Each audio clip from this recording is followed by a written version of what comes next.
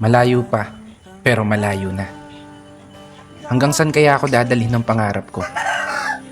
Yan yung tanong na palaging tumatakbo sa isip ko. Na marahil, ganun din sa isip mo. Kasi kung titignan mo, kakaiba talaga yung ginagalawan nating mundo.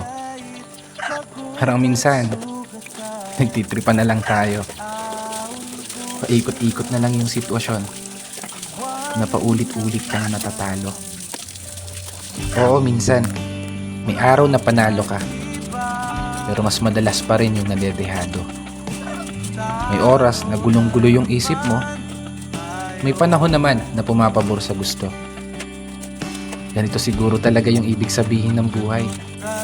Hindi perpekto ang tempo, at lahat nakaayon lamang sa tiyempo. Pero kahit ganon, dapat magpasalamat pa rin tayo. Kasi isipin mo naman, sa likod ng napakaraming beses na pagkatalo mo,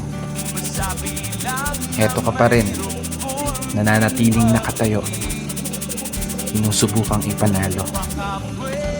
Bawat laban na ikaw lang yung nakakaalam.